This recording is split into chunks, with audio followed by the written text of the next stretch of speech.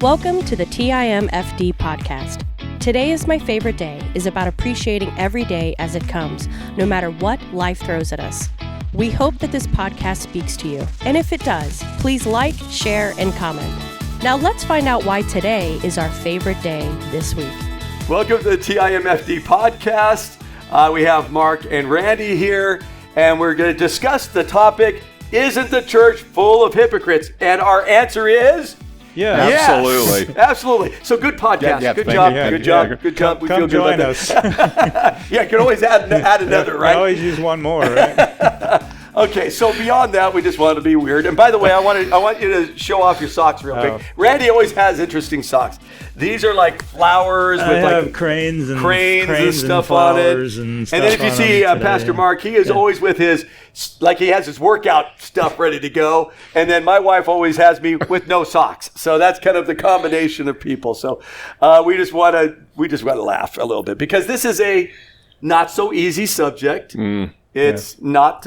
It's hard at times. Yeah. But we do want to deal with the word itself, and then we'll get into some biblical side of this. But hypocrites is the Greek word, and it means an actor, someone pretending to be a part of something. Right. Do you know? And they're pretending, and it's like a mask.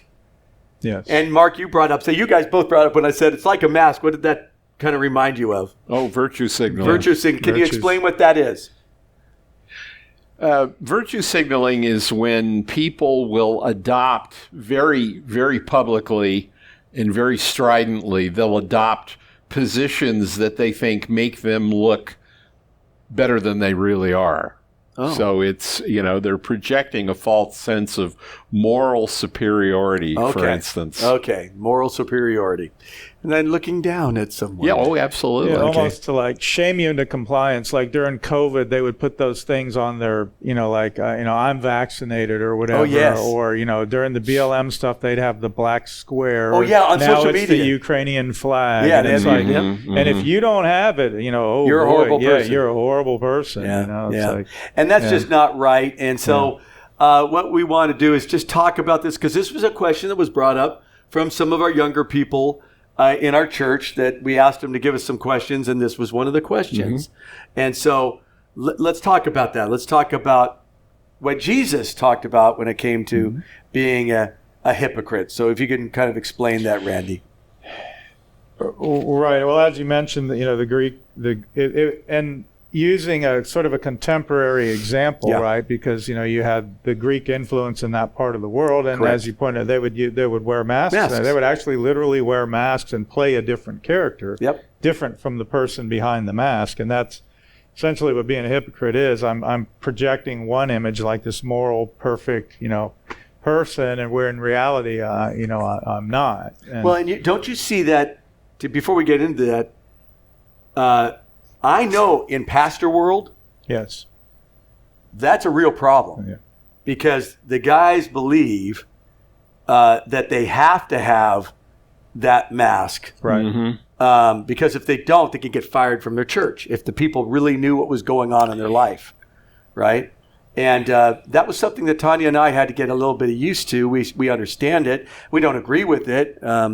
But I do understand the fear that they would have. Can I make a side observation? One of the things that drew my wife and I to this church, but over 10 years ago now, was the fact that you weren't like that. Well, I mean, because I know I'm a bozo and I'm a sinner. You were transparent. Yeah. You lived life in the open. You admitted your faults and your failures, and one part of me was a little bit disturbed by that because I've come up in the church world. I've never seen a pastor who admitted that he made mistakes, that he did things wrong, a lot of them, that he needed prayer in a particular area of his existence. But Faith and I said, I'd rather follow a man like that I can trust, that's being honest, sometimes painfully honest. Yeah. Because I know he's not being a hypocrite. Well, I think there's a little more freedom in it. Yeah. And that's what Tanya and I saw when we went to our first pastors meeting when we came here 28 years ago, and we went to a pastor's kind of lunch, and we sat at the table, and nothing wrong with the guys there, and their wives are there. And we started talking to them, and someone said, so how are things going? And I looked at them and said, things suck right now. And they looked at me because they were all talking about all the numbers they're doing, all this great stuff happening and everything going on. And I'm going, man, we're getting decimated. And when we were in the schools, we said it was hard. The amount of money we had to pay just to be in there for 5 hours. And the attacks we were getting back because we were standing on biblical truths and some things. It just went, it's hard. And we're going, man, I'm so glad you guys have this, but we don't have that. And you know what happened? Those stories that they were telling us, they changed. They started changing when we were sitting there. And one actually got uncomfortable. One couple got uncomfortable. But that's all we know because that's life. And so for me, that's the only way to live because, again, and Charlie Kirk was like that. Go back to Charlie again. But Charlie Kirk, long ago, it was probably 6-7 years ago, he was talking to a lady that was in the sexual business, sex business. And he made sure to say, no, we're all sinners. I'm not looking at you as like I'm higher than you. And he brought up, I struggled with porn when I was younger. And I had to give that over to the Lord. And then he brought up the story of the woman that you have brought up before, which was the woman that was caught in an adulterous relationship and the people were about to stone her. Jesus said, whoever has no sin at all, cast the first stone. Everybody walked away. And then he said the famous line, go and sin no more. Right. And that's what he explained to her. And he goes, that's what I had to do with porn. And my suggestion is that's going to be best for you. God's way of doing things best. And so Charlie was willing to be out there and be okay. But the thing that we see biblically, Jesus dealt with he basically was going after people like us. Right. Yeah. So can you explain that whole story?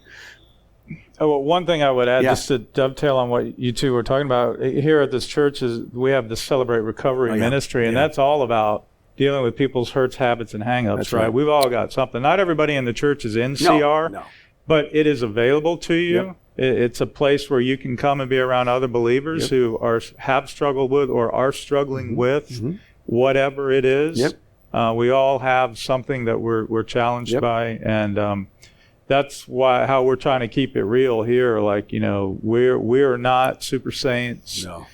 We're maybe just a couple steps further down the road than somebody that maybe got saved a couple weeks ago. Right. I got saved when I was 27 years old, so I did a lot of sinning before I got saved. So, And you were in the military, so there was a lot of crazy. I was in the military. I was single. And, I was an officer. I had money that and stuff. So, I got into trouble, and so I'm not going to sit here and tell you I'm the super saint. No. I'm saved by the grace of God and only by the grace of God. Amen. And so anyway, into hypocrisy. In Jesus's famous Sermon on the Mount, in chapter 6, the 6th chapter, he talks about these people that would do public displays to look at me. That's and right. Like in 6:2, it was in giving. I give this much. And in 6:5, it was praying. And they would get out and pray in public and, look at me. Virtue signaling. And they're fasting, and they're going around with their face hanging. And, that's right. I forgot about woe is me, I'm fasting. So they're doing it all. It was all about drawing attention to themselves. Probably the biblical first century version of virtue signaling, right? It's true. That's what it is. In verse chapter 7, verse 5, it's like you point out the speck in somebody else's eye, but you ignore the plank in your own eye. It's like you're finding all these. You're finding everything wrong with everybody else, but when you point one finger, there's 3 pointing back at you, right? So just remember that, and then. In chapter 23 of Matthew, he goes on and kind of narrows his focus now more onto the Pharisees and the scribes. Right. Goes over all the same things again: fasting, tithing, praying. You quote scriptures. They would wear these things called phylacteries, where they would wear scripture verses in little boxes on their wrists and their forehead. And it's like, look at me, I'm this super pious, person. And like when Peter was confronted by the religious leaders in Acts, he called them whitewashed tombs. Yes, right? He did. Because they had the whitewashed exterior, but inside they were, dead men's bones. Absolutely. And so, we don't. That's what a hypocrite is. That's somebody that's got this. And as you pointed out in the ministry, I think there's this unrealistic expectation, especially in certain denominations, that our pastor is a super saint. He doesn't sin. Yep. And there's pressure, man. You know, feel pressure. I think the reason why you've seen examples of some of these really, prominent people falling from grace and being caught in sin because they didn't have anybody to go to. Yeah. No, they didn't. They couldn't go to who's the pastor's pastor. Yeah. Who can go to whom? Right. Yeah. Right. Yep. So, hypocrisy is a problem we've had, from Jesus's time, and it happens even still today. What's funny is that I'll be meeting with Jody tomorrow, and he wanted to talk, but he goes, "Hey, we got to get together." I go, "Yeah, I need to talk," because this has been a pretty stressful time. You and I are doing a podcast today, so you weren't here at 10 o'clock for me to kind of vent a bit on what's going on here, and that's okay because I know you've got a schedule and all that too. So I'm using Jody tomorrow to do that. But we need that. We need people like that, And there's a group of guys that get together during the week. They smoke their stogies and hang out and just kind of talk, right? And they need a vent. And it's like the old, what do you call that? Luther used to do that, the table talks. He'd have his alcohol and his stogie and just sit down and talk. He's not getting drunk, but he's just hanging out, talking with his guys and teaching, but also venting himself. We need that. But yes, go on. And so as far as the hypocrites go, the one that I think, or the one part that I see is the showing off of their faith. Right. Yeah. And the virtue signaling. I got to get that in my head. It's not normal for me to think about that. But you're right. And now that you brought that up, on social media, that is gigantic. Huge. I didn't realize, I didn't know what that was called. But boy, if you don't act or do exactly what I say, then you're just not it. You're not the in crowd, or you're not the in person. Yeah. I have to exercise so much self-control when it comes to social media. Yes. Because the human side of me could really, I don't want to turn into a keyboard warrior, No, and it's not good. That's just a bad thing, because you spiral into anger and then hatred and bitterness, and I don't think Jesus would have been on Facebook personally, but that's just me. Yep. But if I do put something out there, I try to make it uplifting. I try to make sure that it's inspirational, that it edifies, that it lifts people up. I've seen some funny stuff. Humor is something I like to do, but it's fun. I stay away from the vitriol. Yeah, you got to do the positives. I had some younger guy that Colton and Logan. Logan did one of his. Oh yes, he was in here with you not long ago. The Bowder kids. Yeah. They're not kids anymore, men. Yeah. They're in their 20s now, but I've known them since they were little guys. Colton flat out said, he goes, we need more positive things at TikTok. Would you go out there and do at least something? And so I just went, sure, I'll start putting it out there. And lo and behold, people are looking for positive things. Mm-hmm. And not only positive, but straightforward. In some of it, they don't mind if it's in the face, but lovingly, done with truth, and I think people are looking for that kind of stuff. And so, but to go out there and put yourself as super person doesn't work. It just doesn't. No, and that is what makes you a hypocrite. Is when you start saying, I'm just going to have this flawless, I'm going to lift myself up on this pedestal, and I'm just going to be a shining example to all of humanity. Boy, you're just heading for a fall. Well, and I've seen this within Christendom over some generations now, because now all of us are, let's just face it, we're older now. Yep. And we've now seen some generations go through. And, what I've seen in those generations is the mistake of when you're on the high. Christendom is in a high place, meaning people are excited about Christ and they're jumping around all over the place. Kind of like what I think was happening right now with what happened with Charlie and what was already going on before Charlie was killed. Charlie Kirk was killed and murdered. There was already a kind of a lifting up. People were getting excited. Number one music artist is Forrest Frank. He has the most YouTube views of any artist in the world. Oh, and wow. He is a Christian artist. Matter of fact, Charlie Kirk talked about that about 2 weeks, 3 weeks before his death. So you have that going on. I just want to caution everybody. as you start feeling good about you and your faith, that's the most dangerous you can be. Yes. The most dangerous people I have seen in Christendom over the years, because I was one of them, is thinking I now know the Bible real well because I read it once or twice. And I've read the Bible every year since 1984, and I now know I know very little about who God is, how to live my life. I understand I don't got it together, and I need Jesus bad. And we need to stay in that place. So let's, all the podcasters and people that get out there, and we want them to speak truth. We want them to speak it absolutely and boldly, but do it with major humility. And I believe that Charlie did that. He came out hard and debated, but the people around him said he was one of the most humble guys around. He wasn't looking for the big fame stuff. It just came. And I think that we need to be aware of that as we go into this wave of what I believe is going to be an awesome opportunity to see many people come to Christ. Anything else that you have? Because you had a verse that I know that was big for you. I wanted to share. Yeah, something that, we were talking about hypocrites. And hypocrites are these people, like we said, that portray this super spiritual persona. Yeah. But behind the scenes, they're corrupt. A mess. And, and they fall. And the Bible warns us that we're going to fall. Yep. In fact, the prophet Micah said in chapter 7 and verse 8, "Do not gloat over me, my enemy. Though I fall, I will rise again." So what's he doing? He's admitting he's going to fall. Yep. But I'm going to rise again. "And though I sit in darkness," and I think we've all had times in our lives where we were sitting in darkness. Absolutely. "The Lord will be my light." So that says that, it's not, our hope is not in us. No. It's in our relationship with Jesus Christ and with God himself. Yes. That's where our hope comes from. Yeah, that was that verse. It's awesome because it tells us of our life. Yes. It tells us of our sinful nature. You brought it up. All sin and fall short of the glory of God, Romans 3:23. And it's Jesus who pulls us out of the miry muck, out of, right. is it Psalm 40 or Isaiah? No, Psalm 40.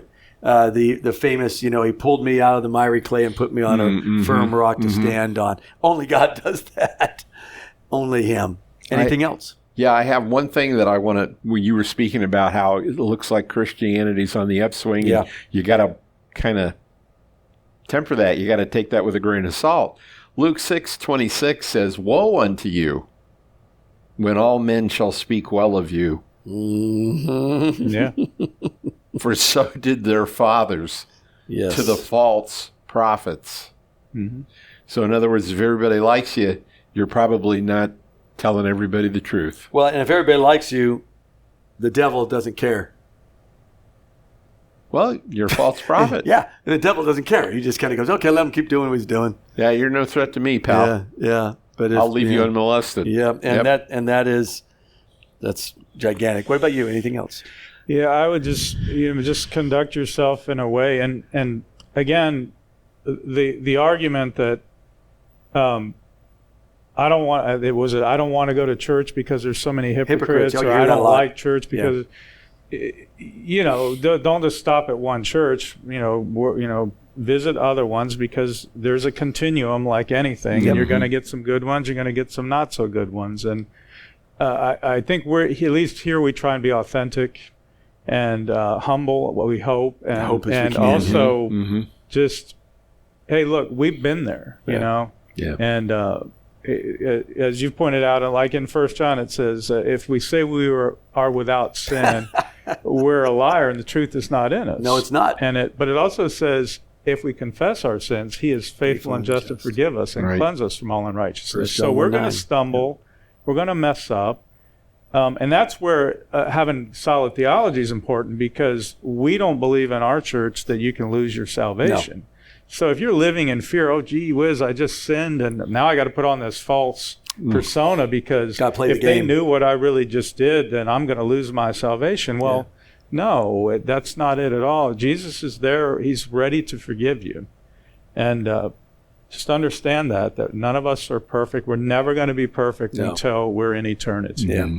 What about yourself? Anything else? No, I think Randy said it all there. Yeah, because the whole idea of, hypocrisy in us is the mask of, will I lose my salvation?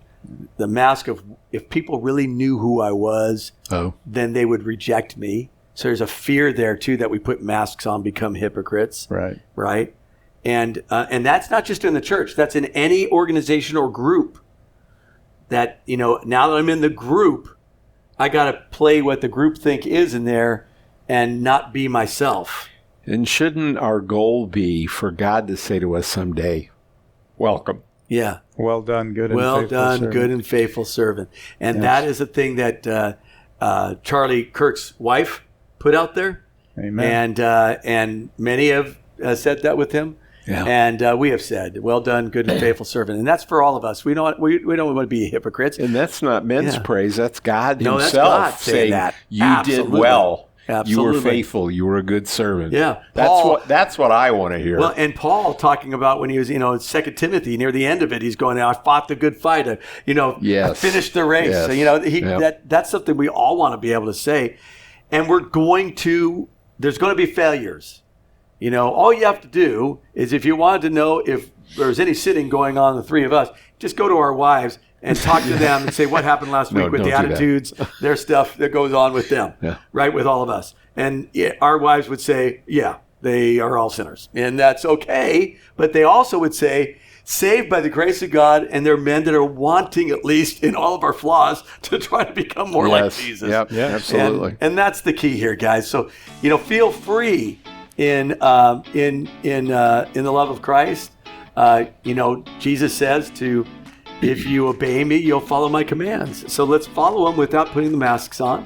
And when we're failing and we're struggling, as you said, go get some, go talk to some other people who may be one step ahead of you in a certain area that you may be able to hold on to, and they can hold you as you're going through this. Because, by the way, people have done that for us. Right. Absolutely. Right? And so let's do that so we're not hypocrites. But going back to the question, isn't the church full of hypocrites?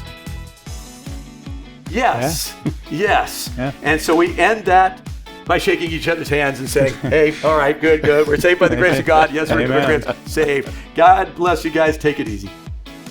Thank you for listening to TIMFD, Today is My Favorite Day.